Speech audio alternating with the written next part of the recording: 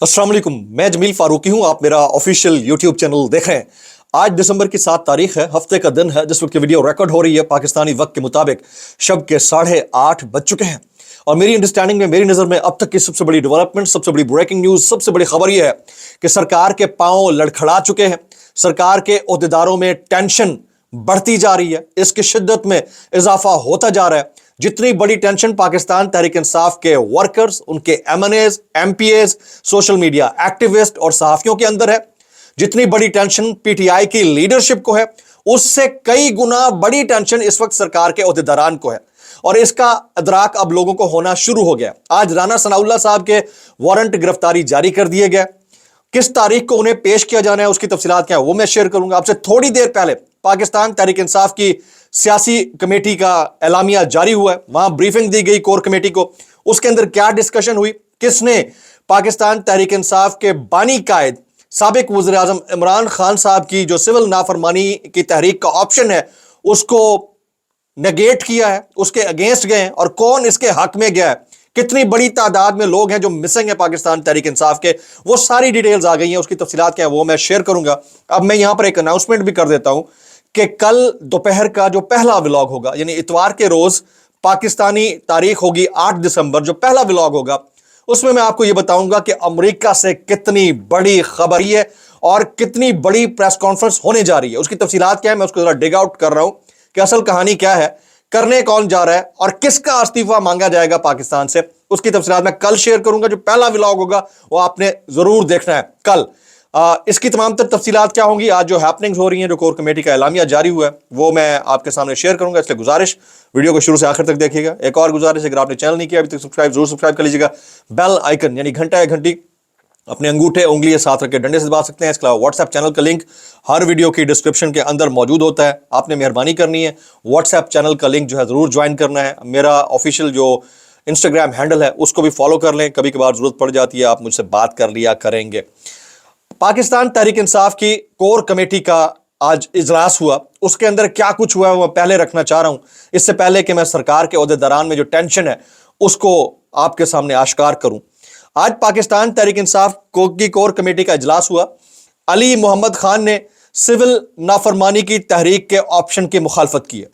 आपको मैं एक बात बता चलूं कि आज अंसार अब्बासी साहब की जो स्टोरी थी उसमें भी उन्होंने अली मोहम्मद खान को कोट कर करके कहा था कि ये वो बंदा है जो सिविल नाफरमानी की तहरीक की मुखालफत कर रहा है, और पाकिस्तान तहरीक इंसाफ की अक्सर मरकजी क़यादत इमरान खान साहब के इस ऑप्शन को काबिल अमल नहीं समझती है। आगे चल के बताता हूं उन्होंने मजीद क्या कहा था, अभी ये सुनिए। तहरीक इंसाफ की कोर कमेटी का इजलास, अली मोहम्मद खान ने सिविल नाफरमानी की तहरीक के ऑप्शन की मुखालफत की है। अली मोहम्मद खान ने तरसीलात ज़र भेजने से रोकने की तहरीक अभी शुरू ना करने की भी तजवीज़ दे दी है। हमें बानी तहरीक इंसाफ को मनाना चाहिए कि अभी यह तहरीक शुरू ना की जाए। अली मोहम्मद खान, और यह मुतादिद ज़राए से खबर अब आना शुरू हुई, अभी तक एलामिया, बाकायदा एलामिया जारी नहीं हुआ। जिस वक्त आप ये वीडियो देख रहे होंगे हो सकता है उस वक्त जारी हो चुका है, लेकिन अब तक की अपडेट यह है सिविल नाफरमानी की तहरीक चलाएं या ना चलाएं, इसके लिए एक सब यानी छोटी कमेटी बना दी गई है। सब कमेटी 48 घंटों में रिपोर्ट जमा कराएगी और sub committee barrister Gauhar Khan साहब लीड कर रहे हैं। इसके बाद पीटीआई कोर कमेटी इजलास में पख्तूनों की बेगुनाह गिरफ्तारी पर आवाज उठाने पर कमेटी ने ईमान मजारी की खिदमात को भी सराहा है। उसके बाद जो असल चीज है, जो असल मुद्दा है, वो आज मैं आपके सामने रखने जा रहा हूं। तकरीबन कोई एक हफ्ते या 10 दिन के बाद, 26 नवंबर के 11 दिन बाद आज पीटीआई ने यह बात खोली है कि 26 नवंबर को जो हुआ था उसके आफ्टर शॉक्स क्या है। पाकिस्तान तहरीक इंसाफ के जराए के मुताबिक कोर कमेटी को यह ब्रीफिंग दी गई कि पाकिस्तान तहरीक इंसाफ के 146 कारकुनान से 26 नवंबर से एहतजाज के बाद से राब्ता ही नहीं हो पा रहा। They went missing, nobody has contact with them, पता ही नहीं कहां है, जेल में हैं, हॉस्पिटल में हैं, जिंदा हैं, नहीं है, यह पीटीआई ने क्लेम किया है। जबकि 60 कारकुनान मुकम्मल तौर पर लापता हो चुके हैं, उनका पता ही नहीं है। यानी 140 और 60 206 के करीब कारकुनान हैं जो इस वक्त कंप्लीटली मिसिंग है। पाकिस्तान तहरीक इंसाफ की कोर कमेटी में यह ब्रीफिंग दी गई है। यह बहुत बड़ा नंबर है। यह नंबर अभी वो है जो कि छानबीन के बगैर लगी लिपटी के पेश किया गया। सियासी जमातें ये नहीं करती होती, वो 1000 का फिगर भी दे सकती हैं, 2000 का भी दे सकती हैं, लेकिन यह बहुत अलार्मिंग नंबर है। और थ्रेशोल्ड जितना बड़ा था जितना ग्राउंड पर रिपोर्टर ने ये रिपोर्ट किया, जितना इंटरनेशनल मीडिया ने रिपोर्ट किया, उससे जाहिर यही हो रहा है, जितना लोग कह रहे हैं कि लाइव राउंड फायर हुआ है, लोग कह रहे हैं, जो वहां पे ऐनी शाहिदीन थे वो कह रहे हैं, तो इसका मतलब है कि कोई ना कोई मैस तो था, जिसके बाद इतनी बड़ी बड़ी खबरें आना शुरू हो गई। एथवी केसेस भी जो है ना वो डाल दो, पुराने केसेस भी खोल दो, और पता नहीं इमरान खान साहब की जान को खतरा, इस तरह की खबरें भी इंडक्ट हो गई, और पता नहीं कैसे कैसे भोंपू टीवी पर आकर बैठकर बात करना शुरू हो गए।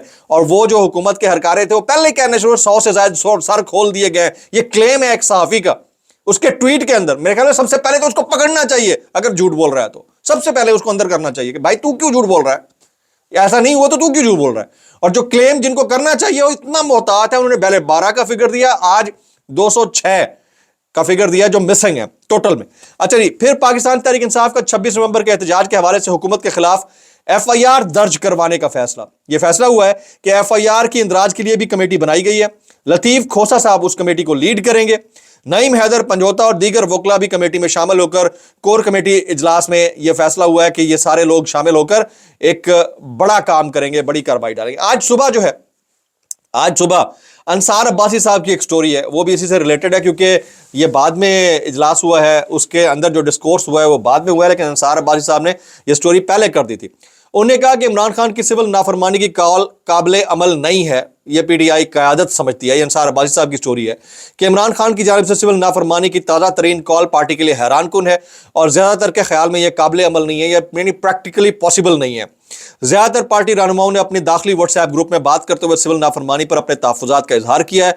उनके ख्याल में यह कॉल न तो काबिल अमल है और ना ही बर वक्त इसका कोई फ़ायदा लिया जा सकता है। उन्होंने कहा कि पीटीआई के ज़राए ने द न्यूज़ को बताया है कि वो इमरान खान के सामने इस मामले को उठाएंगे और इसे वापस कराएंगे। अली मोहम्मद खान की हद तक तो ये डिस्कोर्स और उसका क्लेम जो है अंसार अब्बासी साहब का दुरुस्त है, जो कि अभी साबित होता हुआ नजर आ रहा है।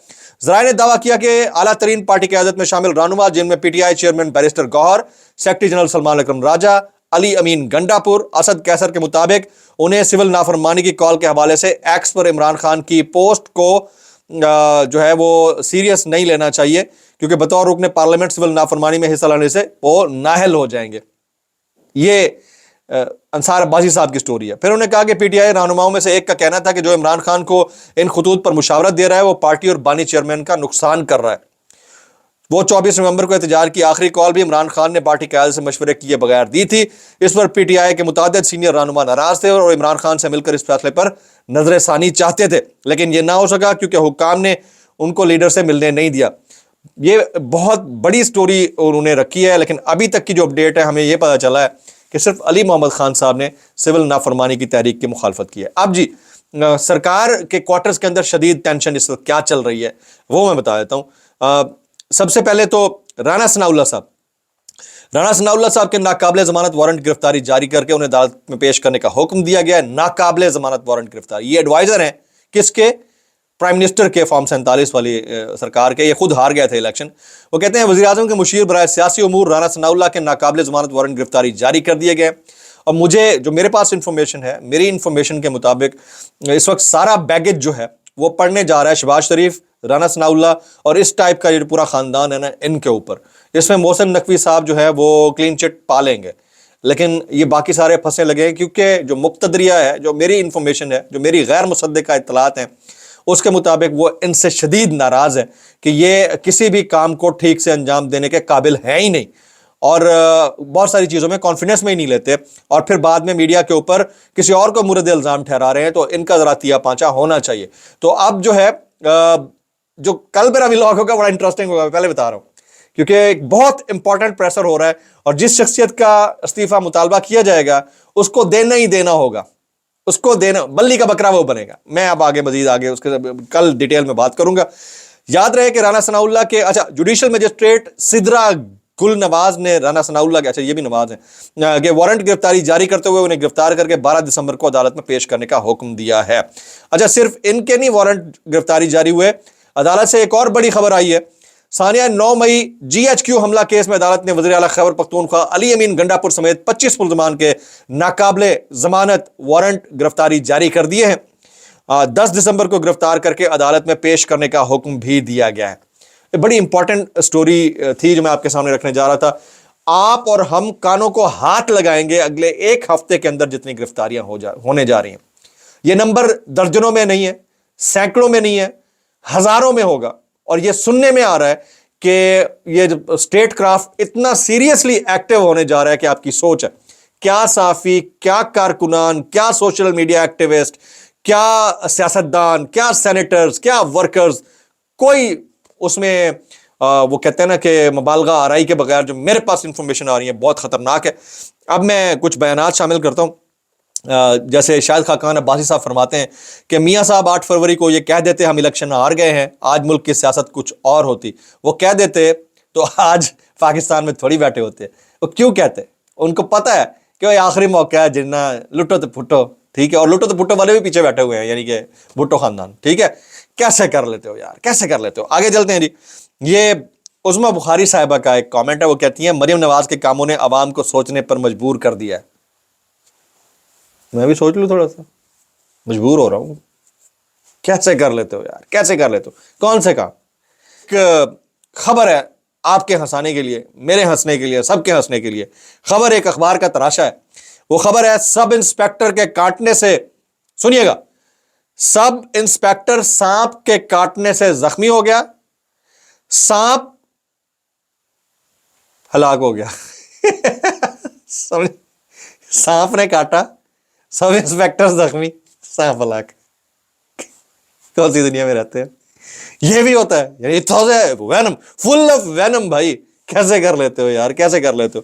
اس سارے معاملے کے اوپر بہت سارے دوست ہمارے کامنٹ کر رہے ہیں, لیکن عمران ریاض خان, سمیع ابراہیم. اچھا میں مزے کی بات بتاؤں, اوریا مقبول جان صاحب کا پہلا ولاگ بھی آ گیا, وہ ایکٹیو ہو گئے ہیں دوبارہ سے, ٹویٹ بھی انہوں نے کر دیا. تو سمیع ابراہیم, عمران ریاض خان, صابر شاکر, ڈاکٹر شہباز گل, اوریا صاحب, سارے کے سارے کامنٹ کر رہے ہیں. حامد میر صاحب بھی کامنٹ کر رہے ہیں. کل کی جو خبر ہے اس کا تعلق کیا ایلن مسک سے, اس کا تعلق ڈونلڈ ٹرمپ سے, اس کا تعلق پی ٹی آئی چیپٹر سے, اس کا تعلق انٹرنیشنل کمیونٹی سے, اس کا تعلق کانگریس مین سے, اس کا تعلق کس سے ہے؟ پہلا ولاگ تباہی. اس کے لیے میں ریسرچ کر رہا ہوں پوری انفارمیشن لے کے. ہم ہمیں گپ تو نہیں مار سکتے نا یار. دعا میں یاد رکھیے گا. السلام علیکم ورحمۃ اللہ وبرکاتہ.